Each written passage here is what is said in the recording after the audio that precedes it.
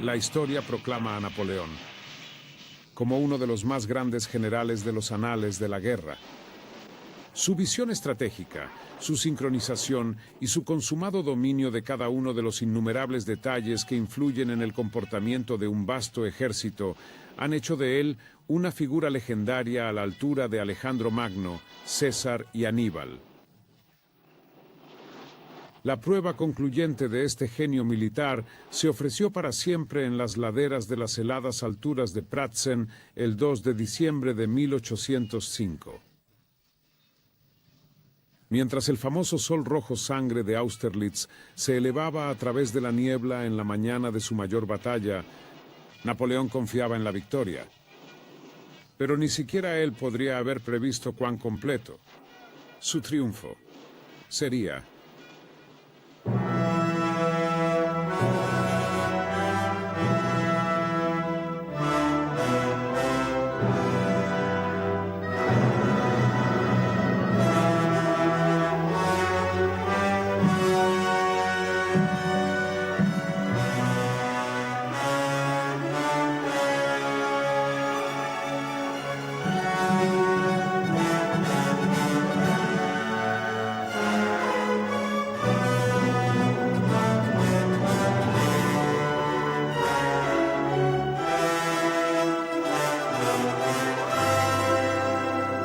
Napoleón fue coronado emperador de Francia por su propia mano, en una ceremonia de gran pompa y circunstancia el 2 de diciembre de 1804. Su momento de gloria suprema llegó tras una rápida serie de ascensos que le habían llevado de ser un desconocido capitán de artillería a convertirse en el amo indiscutible de Francia en solo 6 años. Sin embargo, su ascenso a estas vertiginosas alturas no había estado exento de problemas. El nuevo emperador, que gozaba de la adoración de su pueblo, tuvo que luchar duro para proteger los ideales de la revolución que lo había puesto allí. Napoleón había pasado casi todos los últimos 11 años en guerra contra diversas combinaciones de las fuerzas de Gran Bretaña, Austria, Prusia, Rusia, Holanda e Italia.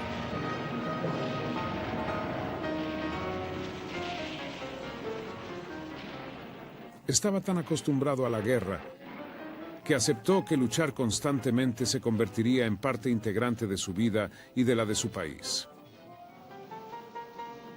Entre las viejas monarquías y una joven república siempre debe existir un espíritu de hostilidad. En el estado actual de las cosas, cada tratado de paz no significa más que un breve armisticio, y creo que mi destino será luchar casi continuamente. Luchar casi continuamente fue, de hecho, el destino de Napoleón Bonaparte. Su enemigo implacable era, como siempre, Inglaterra, una nación que Napoleón detestaba con pasión. Los ejércitos y armadas ingleses habían demostrado ser una espina constante en el costado de Napoleón, y sus derrotas más espectaculares entonces, como más tarde, fueron a manos de los británicos. Los recuerdos de la desastrosa batalla naval del Nilo y de Alejandría en tierra aún atormentaban a Napoleón. Su ira se encendió de nuevo cuando Gran Bretaña contribuyó a reunir una nueva coalición. Esta nueva coalición, formada por Austria, Rusia y Gran Bretaña, se comprometió a destruir para siempre la influencia desestabilizadora que una joven nación revolucionaria como Francia se creía que tenía sobre el viejo orden. Francia era vista como una enorme amenaza para el comercio y la influencia de las antiguas monarquías establecidas que prosperaban gracias al statu quo. Por lo tanto, Napoleón fue caricaturizado como un ogro y un hombre de sangre. Esta no era la primera coalición que se ponía en juego contra los franceses. Había habido otras dos en el pasado reciente, cuyas acciones habían producido resultados más bien desiguales. En esta ocasión, sin embargo, los aliados se sentían seguros de que los abrumadores números que podían aportar contra los ejércitos franceses asegurarían la completa destrucción del advenedizo general Bonaparte para siempre. Las esperanzas de la coalición se vieron reforzadas por la información de que Prusia, que había estado vacilando entre unirse activamente a la coalición o actuar como mediadora para la paz, era ahora más que probable que se uniera a las otras naciones en armas contra Napoleón. Esto supondría una enorme afluencia de hombres contra el emperador, y en retrospectiva, esto bien podría haber hecho la situación insostenible para él. En los primeros meses del año, la situación estratégica parecía muy prometedora para las naciones de la Tercera Coalición. Lo que el enemigo no podía saber, los aliados no podían saber, era la enorme calidad de este nuevo ejército napoleónico. Desde 1800, Francia había estado en gran parte en paz, y Napoleón reestructuró completamente su maquinaria militar. Y esto es lo que realmente se pondrá a prueba aquí en la campaña de 1805. Como siempre, Napoleón estaba obsesionado con la idea de invadir Inglaterra. Desde el año, sus ejércitos se habían concentrado en los dos enormes campamentos militares en Boulogne, donde los hombres estaban listos para lanzar una invasión a través del canal. Durante la larga espera, estos campamentos se habían establecido tan bien que los hombres tuvieron tiempo de cultivar jardines y construir una ciudad improvisada de cabañas de madera. Napoleón utilizó estos campamentos como lugar de maniobras de entrenamiento y para la célebre distribución de las cruces de la Legión de Honor en 1804. Las medallas y los desfiles, sin embargo, eran el único fin marcial al que se destinarían los campamentos, mientras el control de alta mar siguiera en manos de la Marina británica. El ejército no podía ser transportado mientras los británicos controlaran los mares. La Armada británica, sin embargo, despreciaba a la francesa y mantenía a las flotas francesas embotelladas en puerto. Un callejón sin salida que la superada Armada francesa nunca pareció querer romper.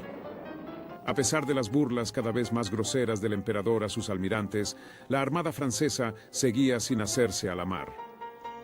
Así que, mientras el ejército francés pasaba el tiempo esperando un avance naval, se suponía que los pensamientos del emperador estaban totalmente concentrados en su planeada invasión de Inglaterra. Esta fue la debilidad que los aliados trataron de explotar en la próxima campaña de 1805. Juntos, los tres principales actores de la Tercera Coalición habían creado un grandioso plan maestro de gran visión estratégica, pero que en última instancia pasó por alto algunas consideraciones prácticas muy reales. Se planeó lanzar simultáneamente una serie de 4 grandes ofensivas, cada una en una parte diferente de Europa. En el norte, una fuerza británica, ayudada por elementos suecos y rusos, atacaría al aliado de Napoleón, el Reino de Dinamarca, con vistas a devolver Hannover al dominio de la corona británica. También se esperaba que la presencia de una fuerza aliada tan grande, casi 100.000 hombres tan cerca de sus fronteras, ayudaría aún más a persuadir al rey de Prusia para que se uniera a la coalición.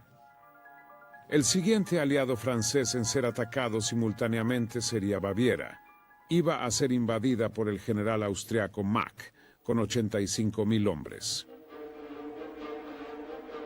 En su ayuda marchaban otros 85.000 rusos al mando de Kutuzov.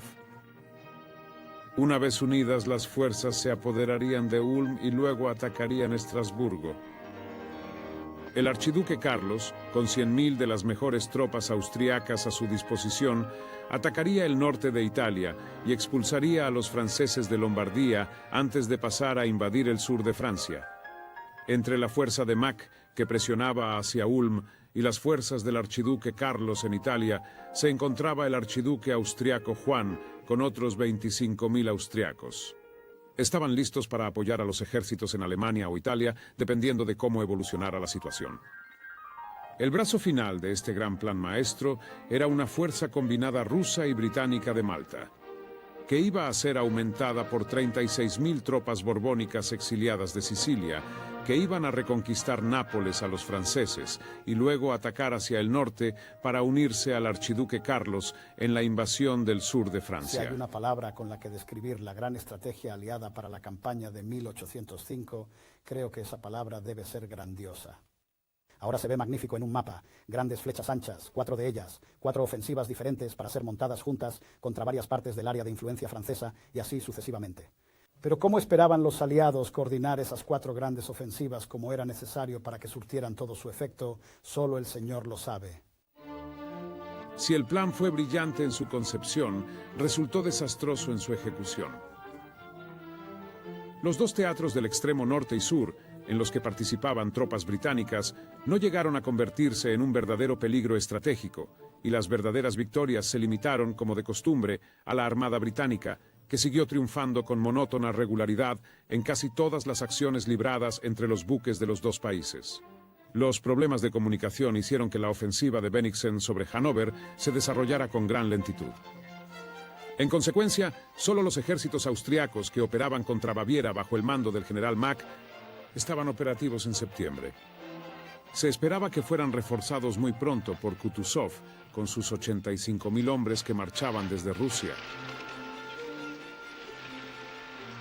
Fue aquí donde la gran estrategia de los aliados comenzaría a desmoronarse. Sin que los jefes de Estado Mayor austriacos lo supieran, los rusos utilizaban en realidad el antiguo calendario ruso, un calendario diferente al de sus aliados. Este calendario utilizaba un sistema de datación que se retrasaba 12 días con respecto al utilizado por el resto de Europa. Los ejércitos de la época seguían dependiendo de los caballos para el transporte, y la infantería tenía que marchar a pie por las enormes distancias que había que recorrer. Concentrar los ejércitos y marchar de Rusia a Europa llevaba literalmente meses, y fue la falta de sincronización de los meses lo que iba a tener consecuencias catastróficas para los aliados. A principios del siglo XIX, la diferencia entre los dos calendarios, el antiguo y el nuevo, había aumentado a 12 días. Es sorprendente que el Estado Mayor austriaco en Viena no se diera cuenta de que había esta diferencia en el sistema de calendario. Es decir, que los aliados rusos con los que estaban negociando su parte en la campaña trabajaban con un calendario diferente. Así que si llegaba una carta de San Petersburgo prometiendo estar en el Valle del Danubio para el 20 de octubre, en realidad significaba que no aparecerían hasta el 1 de noviembre al nuevo estilo. Eso podría hacer una gran diferencia en los acontecimientos militares reales sobre el terreno, como se puede suponer. A pesar de las probabilidades en su contra, Napoleón nunca fue un hombre que se dejara intimidar. Para él, una acción rápida con un claro propósito estratégico podía desbaratar incluso la mayor desventaja. En una obra maestra de sorpresa, astucia y engaño, Napoleón estaba a punto de llevar a cabo su mejor golpe maestro. El emperador tenía a su disposición aproximadamente 400.000 soldados. Al menos 200.000 de los cuales eran necesarios para protegerse de las diversas incursiones aliadas contra Francia y sus aliados. Así pues, el emperador pudo salir al campo de batalla con un ejército de aproximadamente 200.000 hombres para enfrentarse y derrotar a Mack y Kutuzov, que entre ellos, junto con el archiduque Juan, podían disponer inmediatamente de unos 400.000 hombres. Fue su inspirado manejo de los 200.000 hombres de la Grande Armée lo que llevaría al triunfo de Napoleón sobre una fuerza el doble de grande que la suya. El general Mack había ocupado Ulm, en Baviera, el 10 de septiembre de 1805. Debido a la inconsistencia de los calendarios, Kutuzov estaba más lejos de lo que Mack imaginaba, dejando al general austriaco aislado en los alrededores de Ulm. Reconociendo esta debilidad, Napoleón pretendía lanzar un ataque preventivo contra el general Mack antes de que pudiera efectuar un encuentro con Kutuzov y sus rusos. Al hacerlo, Napoleón destruiría una parte principal de las fuerzas de su adversario y reduciría las probabilidades para el resto de la campaña a proporciones mucho más manejables. Se trazaron elaborados planes para disimular la retirada de su ejército de los campamentos de Boulogne, y al hacerlo, Napoleón consiguió engañar a los austriacos, haciéndoles creer que el grueso de las fuerzas francesas seguía concentrado en el Canal de la Mancha, cuando en realidad se estaban desplazando a la velocidad del rayo para cruzar el Rin, y después rodear a los austriacos en Ulm, en el Danubio, y atacarlos por la retaguardia. La increíble rapidez de los movimientos del ejército francés se vio favorecida por el sistema de cuerpos de ejército, del que Napoleón había sido pionero. Los ejércitos convencionales seguían organizados en divisiones separadas de infantería o caballería, con brigadas de artillería de apoyo. Los suministros, la ingeniería y los servicios médicos estaban centralizados. Lo que Napoleón hizo fue dividir su ejército en una serie de 7 ejércitos autónomos en miniatura, cada uno de los cuales constituía una fuerza equilibrada de infantería, caballería y artillería.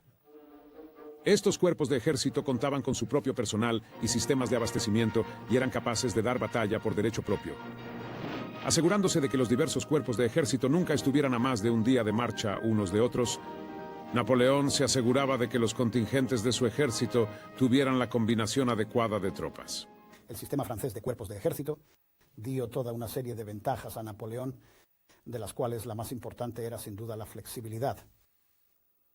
En los siglos anteriores, los ejércitos solían marchar en un gran cuerpo, es decir, la artillería, la infantería, los convoyes de suministros y la infantería, utilizando una sola ruta hacia su objetivo. Y eso podía ser muy lento y consumir mucho tiempo. Sin embargo, con el sistema de cuerpos de ejército, Napoleón había dividido su ejército en toda una serie de lo que podríamos llamar ejércitos en miniatura. Estos cuerpos de ejército contaban con una fuerza aproximada de 15.000 hombres, hasta 30 o incluso 40.000, dependiendo de lo que Napoleón considerase que merecía la capacidad del comandante. Pero la ventaja que esto daba era que cada cuerpo de ejército era una fuerza equilibrada, lo que ahora llamamos un grupo de batalla propiamente dicho. Tenía su propia caballería, su propia infantería, su propia artillería y sobre todo tenía su propio estado mayor, y un mariscal al mando de uno de estos cuerpos tenía realmente su propio ejército en miniatura bajo su mando. Ahora, lo que esto significaba, por supuesto, era que si se encontraba en problemas inesperados, incluso contra un ejército enemigo de varias veces su propio tamaño, era capaz, según los cálculos de Napoleón, de luchar hasta 24 horas por su cuenta, y siempre que fuera reforzado en 24 horas por cuerpos vecinos, no se hundiría absolutamente. Sufriría, pero no se hundiría. Tras algunos combates encarnizados en los alrededores de Ulm, en diversas acciones menores, cada vez era más evidente que la situación del general Mack era desesperada. Enfrentado a fuerzas francesas superiores, aguantó en vano la llegada de los rusos al mando de Kutuzov. Pero debido a los problemas con el calendario de diferencias, Kutuzov estaba aún lejos de su alcance. Así pues, el general Mack se vio obligado a rendirse a Napoleón el 20 de septiembre, y aunque parte de la caballería escapó, 60.000 soldados austriacos acabaron por deponer las armas y caer en manos francesas. Aquí se ve a Napoleón aceptando la rendición del general, que se refirió a sí mismo como el desafortunado general Mack. Las probabilidades en contra del emperador en la campaña en general eran ahora considerablemente menores. El éxito de los franceses al obligar a Mack a rendirse fue tanto más notable cuanto que las bajas sufridas en la batalla fueron relativamente escasas. Las victoriosas tropas francesas, retratadas en este grabado contemporáneo, habían capturado una fuerza austríaca de 60.000 hombres a cambio de solo 2.000 bajas. Pero incluso ante este triunfo, aún quedaban 300.000 soldados aliados de los que ocuparse. Kutuzov, que marchaba lentamente en ayuda del general Mack, se quedó atónito al enterarse de la suerte de su antiguo aliado y estaba decidido a que sus propias fuerzas no sufrieran el mismo destino. En consecuencia, las fuerzas rusas dieron media vuelta y retrocedieron en dirección a Polonia. Napoleón envió inmediatamente a su ejército en su persecución, pero como demostrarían 7 años más tarde en la desafortunada campaña de Moscú, las fuerzas rusas en retirada podían resultar enemigos escurridizos, y las fuerzas de Napoleón se vieron incapaces de inmovilizar a los rusos en retirada. Obligado a separar varios elementos de su ejército para formar guarniciones y atender a otros escenarios de la campaña, Napoleón se vio reducido, el 17 de noviembre, a una fuerza de unos 78.000 hombres. Para entonces, había perseguido a los ejércitos ruso y austriaco 200 millas al este de Ulm, más allá del nombre de Austerlitz, en Bohemia Oriental. Y su situación estratégica se estaba volviendo desesperada. El ejército francés estaba operando ahora en los límites de una extensa línea de suministros que tenía que remontarse 700 millas hasta París. Mack había sido derrotado, pero los ejércitos ruso y austriaco bajo el mando de Kutuzov seguían activos. Proteger esta línea de suministros requería un gran número de valiosas tropas, que estarían mejor empleadas en rechazar a los ejércitos austriacos de los archiduques Carlos y Juan, que ahora amenazaban desde el sur, y al ejército de Bennigsen, que suponía una amenaza similar desde el norte. También existía la posibilidad de que la enigmática Prusia eligiera este momento para unirse a los aliados con 200.000 soldados más. Envalentonado por la red que veían que se cerraba en torno a las fuerzas francesas, Kutuzov, con sus fuerzas combinadas rusas y austriacas, detuvo su retirada y tomó fuertes posiciones defensivas en torno a Olmütz, desde donde observaban cautelosamente a la grande armée francesa. Harapientos, y agotadas por 3 meses de constantes marchas y combates, las fuerzas francesas se desmoralizaban. Coignet, que marchó en las filas de la vieja guardia de Napoleón y que más tarde sería ascendido a capitán el año de su muerte, recordaba en su cuaderno las penurias de la campaña, que había implicado arduas marchas desde el principio. Nunca hubo una marcha tan terrible. No teníamos ni un momento para dormir. Marchábamos por pelotones todo el día y toda la noche, así que nos veíamos reducidos a agarrarnos unos a otros para no caernos. Algunos cayeron en zanjas, e incluso golpes de una espada no tiene efecto sobre ellos. Noselpe en balayage, nieve. El emereror Wentinfront no podía mantenerse al día con ellos. Esta fue una de nuestras marchas más terribles. Tuvimos que ir 40 leguas el tercer día completamente rotos por la fatiga. Terrible marcha, el uno al otro para no caer. Los que cayeron no pudieron ser despertados. Algunos cayeron en zanjas y ni siquiera los golpes de una espada tienen efecto sobre ellos. Después de Ulm, dormimos en el pueblo, completamente devastado por una terrible temporada de nieve. El emperador fue delante. Visitaba los puestos avanzados y no podíamos seguirle el ritmo. Esta fue una de nuestras marchas más terribles. Tuvimos que recorrer 40 leguas para reunirnos con él. Llegamos al tercer día totalmente destrozados por la fatiga.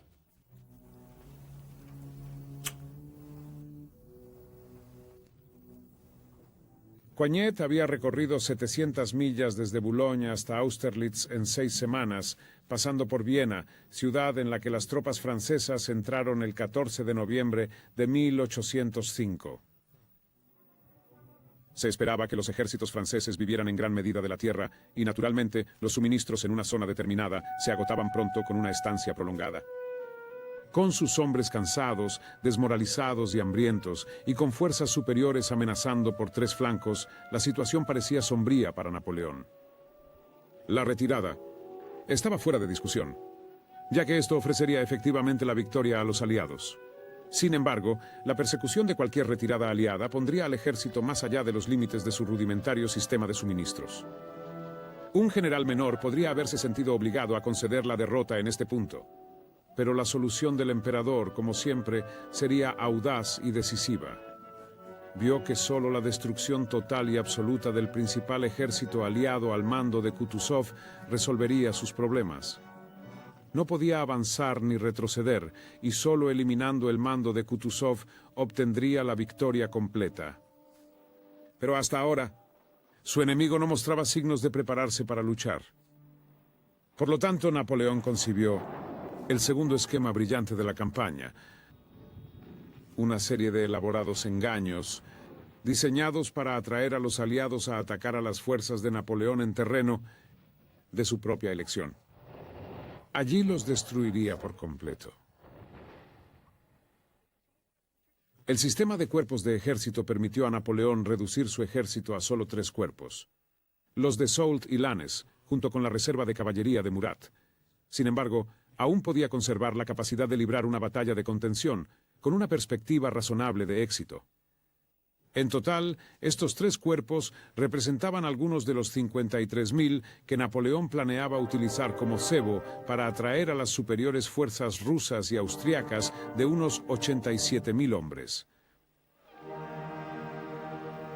Sin que los aliados lo supieran, esperando cerca estaban los cuerpos de Bernadotte y Davout, que tendrían órdenes estrictas de unirse a Napoleón al comenzar la batalla, elevando así su fuerza a 75.000 para la batalla real y acercando mucho más las probabilidades en un momento en que sería demasiado tarde para que los aliados se retiraran. El mero hecho de llevar al ejército aliado a la batalla no era suficiente para Napoleón. Debían ser destruidos por completo, y una simple batalla de desgaste, caracterizada por asaltos directos, no sería suficiente. Napoleón necesitaba tanto un golpe de gracia como atrapar al ejército derrotado. Una vez más, su genio militar le proporcionaría la munición perfecta. El plan del emperador para la batalla, el que finalmente se libró el 2 de diciembre, se basó en 2 factores. En primer lugar, incitar al enemigo a luchar en el campo elegido por Napoleón. Y en segundo lugar, en exponer su centro a un contragolpe masivo una vez iniciada la batalla. En ambos objetivos, Napoleón iba a tener un éxito perfecto. Sin embargo, para asegurarse de que los aliados mordían el anzuelo, Napoleón se propuso fomentar toda impresión de debilidad en el ejército francés acampado alrededor de Austerlitz. Trató de dar la impresión de un ejército a punto de emprender una retirada precipitada. Los elementos periféricos del ejército francés estaban acampados en una posición comparativamente fuerte en los altos de Pratzen, una zona elevada al oeste de la ciudad de Austerlitz. Para comenzar el engaño, se ordenó al mariscal Soult que abandonara la ciudad y su posición favorable en los altos de Pratzen con toda prisa. Los rusos se apresuraron a morder el anzuelo y siguieron los pasos de las fuerzas francesas, aparentemente desorganizadas, ocupando las alturas de Pratzen sobre Austerlitz a primeros de diciembre. La inteligencia aliada interpretó estos movimientos como una prueba de la inminente retirada francesa. Los comandantes aliados empezaron a pensar que había que llevar a Napoleón a la batalla cuando estaba más débil. La primera parte del plan de Napoleón había tenido éxito. Los rusos habían ocupado precisamente el terreno que él quería. Ya el 21 de noviembre de Segur, un miembro del Estado Mayor de Napoleón, registró: al regresar, detuvo en la carretera, a unas 2 leguas y media de Brunn, cerca de Santon, un pequeño montículo junto a la carretera, una especie de cono truncado bastante abrupto, y dio órdenes de que se excavara el pie del mismo en el lado del enemigo para aumentar su escarpe. Luego, desviándose hacia el sur, entró en una llanura elevada contenida entre 2 arroyos encajonados que corrían del norte al suroeste. El emperador recorrió lenta y silenciosamente este terreno recién descubierto, deteniéndose varias veces en sus puntos más elevados, mirando principalmente hacia Pratzen. Examinó cuidadosamente todas sus características, y durante esta inspección se volvió hacia nosotros diciendo: «Señores, examinen bien este terreno. Va a ser un campo de batalla. Ustedes tendrán un papel que desempeñar en él». En efecto, esta llanura iba a ser en pocos días el campo de batalla de Austerlitz. La ciudad de Austerlitz se encontraba a unas 3 millas al este de los altos de Pratzen. El Santon, como señaló de Segur, se encontraba al noreste del Surlan, una colina ligeramente más grande de unos 850 pies en su cima que separaba las aldeas de Lapansmarkt y Jirzikowitz. Desde este punto, en dirección sur, a lo largo de los meandros del Golf Black y el Bosenitz, estaban los pueblos de Puntowitz, Kobelnitz, Sokolnitz y Telnitz. Al sureste de este último lugar se extendía el lago Satshan y sus pantanos circundantes, cuyas aguas heladas proporcionarían a Austerlitz su dramático y terrible final. Con los altos de Pratzen concedidos a los aliados, Napoleón pretendía dirigir el ataque principal de los aliados hacia el aparentemente débil flanco derecho francés, exponiendo así el centro aliado al contraataque. Este ataque sería realizado por la Grande Armée, que se retiró a una zona más allá del Surlan, fuera de la vista de las fuerzas aliadas. Aquí se muestra el despliegue inicial de las fuerzas francesas. El Surlan y Santon fueron defendidos por la infantería y la caballería del general Lannes y el mariscal Murat en el extremo norte del campo de batalla, mientras que los hombres de Legrand del cuerpo de Soult se situaron al sur, alrededor de Kobelnitz. Al mariscal Soult también se le encargó mantener el centro a la derecha, desde Kobelnitz hasta Sokolnitz, con más unidades de la división de Legrand de su cuarto cuerpo. La llegada tardía pero oportuna del mariscal Davout permitió desplegar su caballería y su principal división de infantería al este de Telnitz en apoyo del importantísimo flanco derecho. En estas posiciones, los franceses se prepararon para la batalla del 1 de diciembre. La única palabra para describir la cadena de mando aliada en Austerlitz es francamente confusión. Había todo un grupo de autoridades presentes y era muy difícil saber quién estaba realmente al mando. Ahora nominalmente el comandante en jefe, por supuesto, era Kutuzov, al frente del ejército conjunto austro-ruso, pero en las semanas anteriores se le habían unido no solo un emperador, sino 2 emperadores. El zar, su propio amo, había llegado desde San Petersburgo, rodeado de todos sus oficiales de Estado Mayor y gente de la corte, que sabían muy poco de asuntos militares, pero creían que sí, por supuesto. Y luego estaba el emperador Francisco I de Austria, con su séquito. Y estos 3 tipos de autoridades estaban continuamente en desacuerdo entre sí, o había diversas coaliciones que se estaban formando entre 2 grupos contra un tercero. Kronowitz, a 3 kilómetros al oeste de Austerlitz, fue elegida por el alto mando aliado como cuartel general aliado. Allí, el zar ruso y el emperador austriaco Francisco se reunieron para acordar un plan de batalla. A pesar de las dificultades de mando, surgió un plan aliado que implicaba una ofensiva masiva por la derecha de la línea francesa entre Telnitz y Sokolnitz. A esta ofensiva le seguiría otra hacia el norte, con 4 enormes columnas de tropas. Un asalto simultáneo al flanco izquierdo francés en Tourlan atacaría sus fuerzas, aislándolas mientras se aseguraban las zonas del sur. Lograr esto, sin embargo, significaría dividir el ejército aliado, incluyendo cerca de 60.000 hombres entregados al mando del general Buxhauten, con la tarea de llevar a cabo el asalto principal a la derecha francesa. En efecto, esto jugó directamente a favor de Napoleón, ya que despojó al centro aliado de hombres para apoyar un movimiento audaz contra el ala derecha francesa. Los hombres más viejos y quizás más sabios del mando aliado no estaban convencidos. Respetaban el generalato de Napoleón y pedían cautela. Consideraban que el plan era precipitado y demasiado confiado. El jefe del Estado Mayor austriaco, el general Weyrother, adoptó una actitud especialmente prepotente hacia sus aliados rusos y hacia los miembros del Estado Mayor austriaco que no apoyaban el plan. Además, los arrogantes modales de Weyrother no le granjearon la simpatía de sus compañeros, como recordaba el general Langeron, cuyas tropas se encontraban en lo alto de las importantísimas alturas de Pratzen.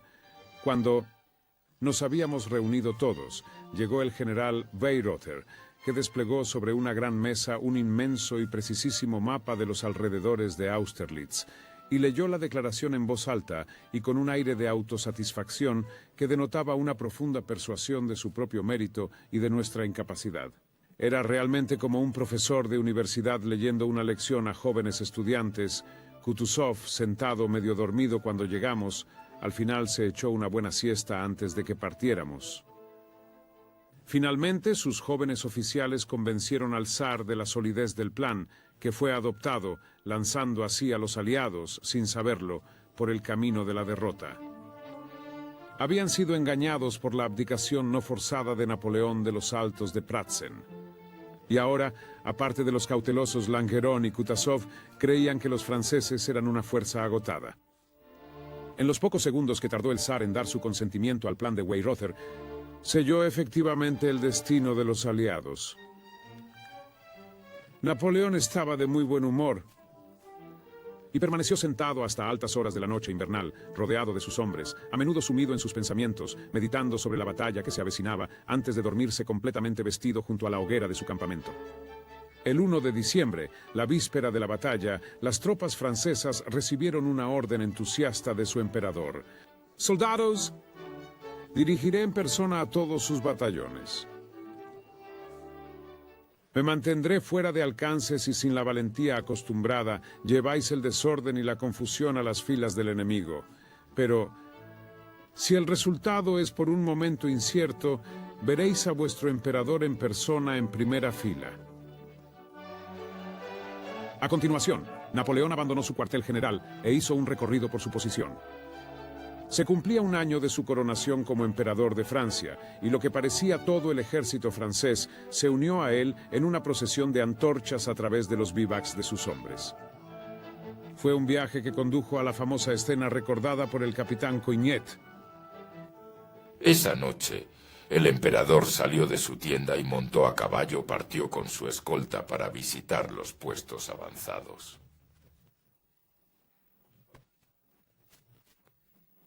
Era de noche y los granaderos a caballo llevaban 4 antorchas encendidas. Esta era la señal para una vista encantadora. Todo el pelotón cogió puñados de paja y les prendió fuego. Sosteniendo un manojo en cada mano, los hombres gritaron «Vive el empereur» y los lanzaron al aire. Todo el ejército lo hizo suyo, y estoy seguro de que se encendieron 200 bengalas, mientras las bandas tocaban y los tambores tocaban a rebato.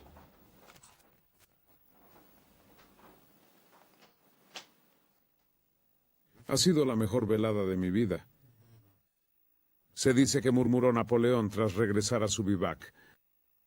Coignet se encontraría con el emperador muchas veces durante su larga carrera, y un incidente inspiró el famoso cuadro de Napoleón y Coignet juntos. Mientras Coignet reunía material para sus memorias, poco podía hacer el emperador. ¿Qué esperar? Se había tendido una trampa. Solo el tiempo revelaría si el enemigo había mordido el anzuelo. El 2 de diciembre amaneció. Los hombres de ambos ejércitos se despertaron para encontrar una espesa niebla que envolvía los arroyos, los aldeanos y las onduladas laderas del campo de batalla. La llegada imprevista de la niebla iba a proporcionar una ayuda imprevista al plan de Napoleón. No tuvo que esperar mucho para comprobarlo. Los problemas de mando en el ejército aliado también ayudaban al emperador. Había un gran caos y congestión en las líneas aliadas, ya que las tropas de las distintas columnas luchaban por situarse en posición para el ataque planeado. Las dificultades del mando aliado se pusieron aún más de manifiesto por el siempre ansioso zar, que ridiculizó públicamente a Kutuzov por su reticencia a comenzar la batalla antes de que se hubiera controlado parte del caos. Con las duras palabras de su zar al oído, Kutuzov ordenó a los aliados que asaltaran Telnitz, a la derecha francesa, exactamente como Napoleón había previsto. A pesar de que el ataque se había lanzado prematuramente, se desarrolló una furiosa batalla por la posición entre las tropas de la avanzadilla del general Kienmeyer y los defensores franceses del general Legras. Cambiaron de manos al menos 2 veces con algunos combates desesperados, pero a las 9 Telnitz y Sokolnitz yacían en manos aliadas. Parecía que las cosas iban bien para los ejércitos aliados. Entre sus oficiales se encontraba el general Stutterheim de Austria, que más tarde publicaría su relato de la batalla. El mariscal de Kienmeyer ordenó atacar la colina donde estaba apostada la infantería francesa y se inició un fuego de mosquetes que llegó a ser bastante cálido. Los franceses se defendieron con obstinación, y nuestros húsares sufrieron gravemente por sus afilados tiradores, que aprovecharon el terreno, que alrededor del pueblo de Telnitz estaba cubierto de viñedos y lleno de zanjas. Pero no pudieron evitar la caballería. 2 veces nos repelieron, y 2 veces más avanzamos.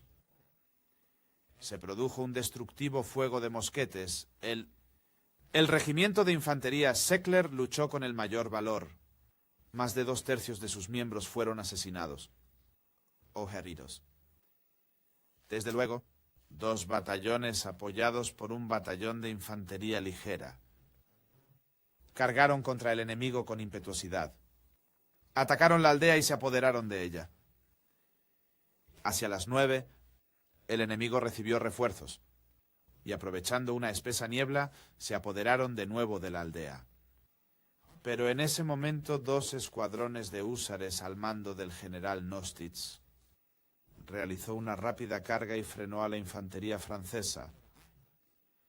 Algunos cientos, de los cuales fueron hechos prisioneros, y nuestras tropas volvieron a avanzar. El enemigo abandonó la aldea. Telnitz fue retomada. Aunque la captura de los aldeanos parecía ser un logro importante para los aliados, mucho más significativo fue la niebla que se despejaba en la cima de los altos de Pratzen, que reveló a Napoleón exactamente lo que había esperado ver. 2 columnas aliadas convergiendo en gran número sobre el flanco derecho francés, debilitando inexorablemente su centro. El momento de la verdad estaba llegando rápidamente, a pesar de la insistencia de su personal para atacar. Napoleón esperó lo que pareció una eternidad, mientras otras 2 columnas enemigas desalojaban su centro. Ahora, juzgando que el momento perfecto había llegado, dio la orden de atacar. Había llegado la hora del golpe maestro de Napoleón. Oculto en la niebla, en el fondo del valle, había 2 divisiones francesas al mando del mariscal Soult, unos 16.000 hombres en total. Las divisiones de Vendôme y Saint-Hilaire. De entre la densa niebla y el humo espeso y asfixiante de la batalla en el valle, estas 2 divisiones emergieron para tomar las alturas de Pratzen. Su dramática entrada en combate se vio acentuada por la luz roja del nuevo sol que reflejaba el acero de sus bayonetas hacia el enemigo. Los aliados, totalmente sorprendidos, fueron tomados completamente por sorpresa, y no pasó mucho tiempo antes de que los franceses rebasaran el pueblo de Pratzen, subieran la pendiente y llegaran a las alturas. Con ellos iba el capitán Coignet. Nuestros batallones montaron la colina portando armas y cuando estuvieron a su alcance se enfrentaron a su primera línea con fuego por batallones y luego cruzó las bayonetas con los rusos. Los tambores golpearon una carga lo suficientemente fuerte como para romper los parches. Fue suficiente para hacer avanzar a un paralítico. El mariscal ruso Kutuzov, que se había opuesto al plan aliado desde el principio, fue el primer comandante que alertó del peligro, pero sus órdenes de desviar apresuradamente sus tropas llegaron demasiado tarde para detener el avance de los franceses. El general de división Stutterheim, del ejército austriaco, recordó posteriormente lo que había presenciado. Ahora llegamos al centro del ejército aliado, donde se decidió el destino de este día. Era demasiado débil para resistir el ataque enemigo. Abandonado por la tercera columna y toda la izquierda del ejército, mientras que la división de la fila derecha no era suficiente para dividir la fuerza francesa. El centro se vio atacado o amenazado de ataque por 4 divisiones, a las que solo podía oponer 27 batallones muy débiles sin ninguna esperanza de refuerzo. Sin exagerar, podemos calcular que 12.000 hombres fueron atacados de 24.000.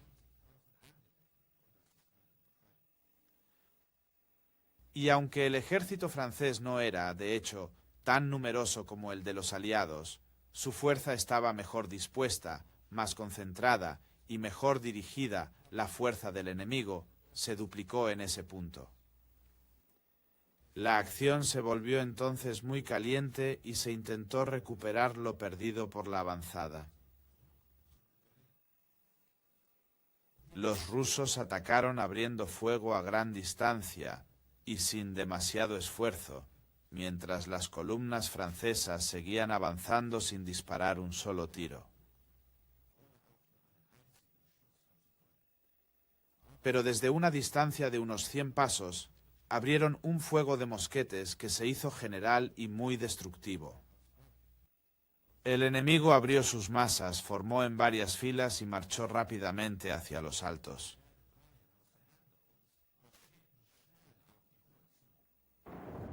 En efecto, la situación se presentaba sombría para el centro aliado. Mientras tanto, en el extremo norte, en el flanco izquierdo francés, los aliados habían realizado su ataque simultáneo previsto y se había desarrollado una feroz batalla entre la caballería del mariscal Murat y el general Liechtenstein, y la infantería del general Lannes y el general Bagration. La suerte de los dos bandos enfrentados iba y venía y las bajas aumentaban constantemente, ya que la artillería de Bagration, en particular, se cobraba un alto precio en la división de Lannes. La artillería rusa luchó con gran distinción durante todas las guerras napoleónicas, y hoy no iba a ser una excepción. El destino de la batalla en el norte estaba en la balanza, y solo cuando el mariscal Murat comprometió su regimiento restante de caballería en la refriega, los franceses empezaron a ganar ventaja. Se dice que su atronador asalto sobre el ala izquierda aliada, con el tamborileo de miles de cascos, podía oírse sobre el tumulto de la batalla en todo el campo. Lannes y Murat consiguieron su objetivo de aislar a todo el flanco derecho aliado de los dramáticos acontecimientos del centro. Napoleón examinó la situación a mediodía y se mostró plenamente satisfecho con el estado de la batalla. Además de los logros de Murat y Lannes en el norte, el mariscal Soult mantenía las reconquistadas alturas de Pratzen, mientras que al sur, en el asediado flanco derecho, el mariscal Davout se había mantenido firme frente al poderoso avance inicial aliado. Solo una desgracia inimaginable o un milagro podrían impedir al ejército francés completar una victoria célebre. Para los aliados, quedaba una última esperanza de redención en la Guardia Imperial rusa de élite, cuyas tropas altamente entrenadas y deseosas de combatir aún permanecían en reserva.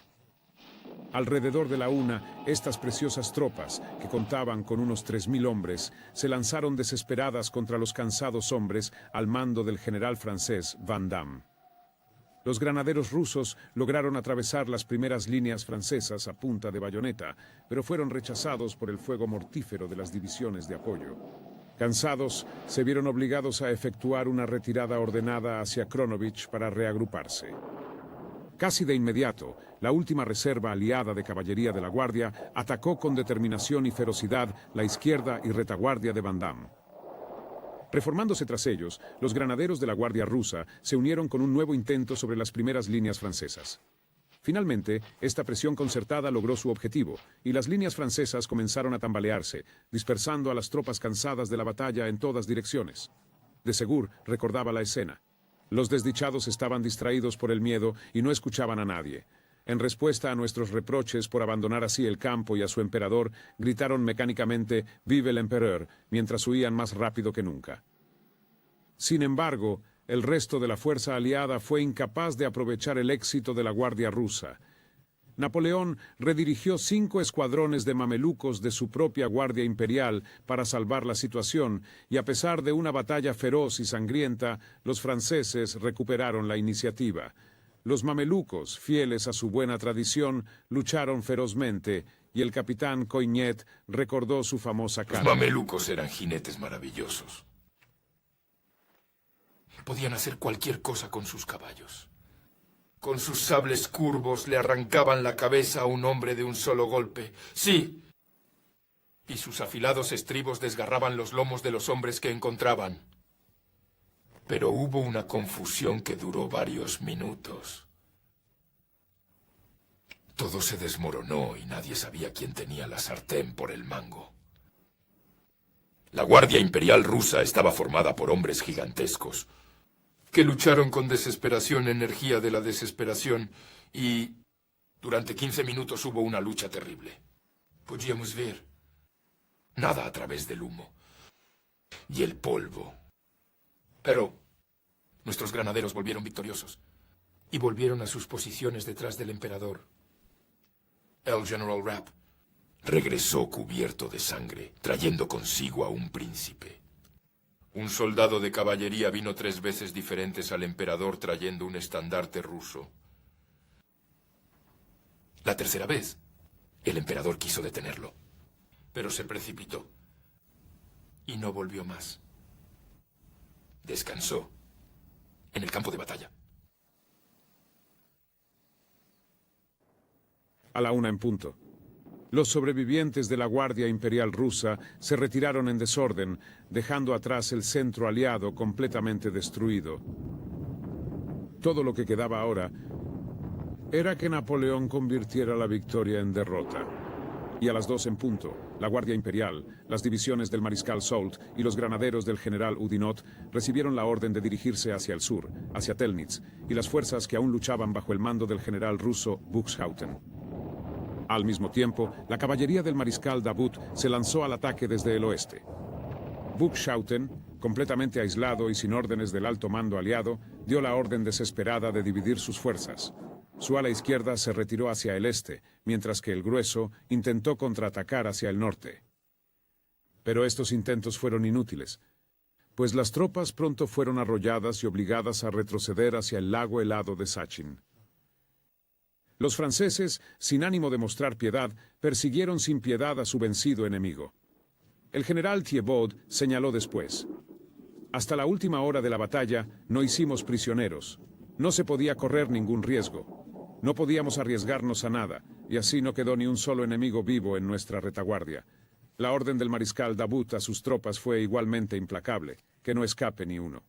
Y así se desarrolló una escena del mayor horror, mientras miles de tropas y caballos aliados aterrorizados intentaban desesperadamente escapar de sus implacables perseguidores a través del lago helado. Napoleón ordenó a sus cañones golpear el hielo, que se rompió en pedazos, sumergiendo a hombres y caballos gritando en las aguas heladas. Los relatos contemporáneos afirman que más de 10.000 soldados aliados tuvieron un final terrible de esta manera.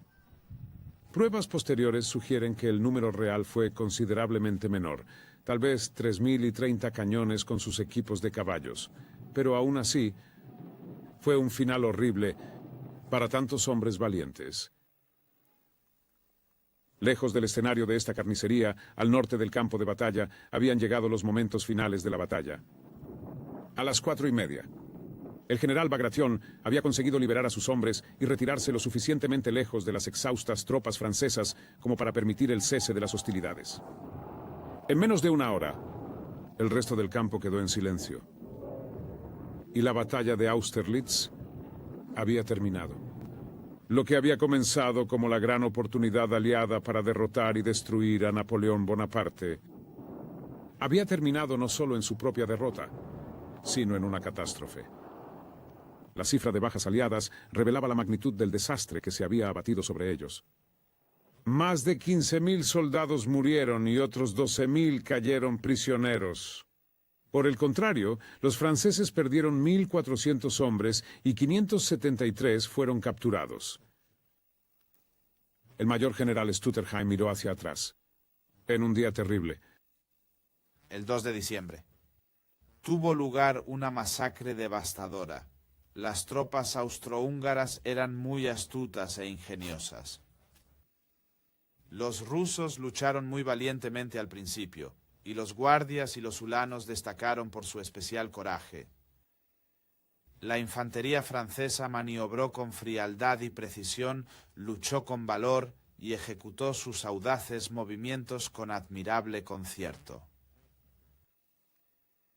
Después de algunos intentos infructuosos, los batallones rusos cayeron en desorden. Confusión y finalmente derrota total. Consecuencias de la imprudente conducta de su segunda y tercera columnas. Muchos rusos murieron y resultaron heridos, por no hablar de los numerosos soldados desaparecidos, como siempre ocurre en estas ocasiones.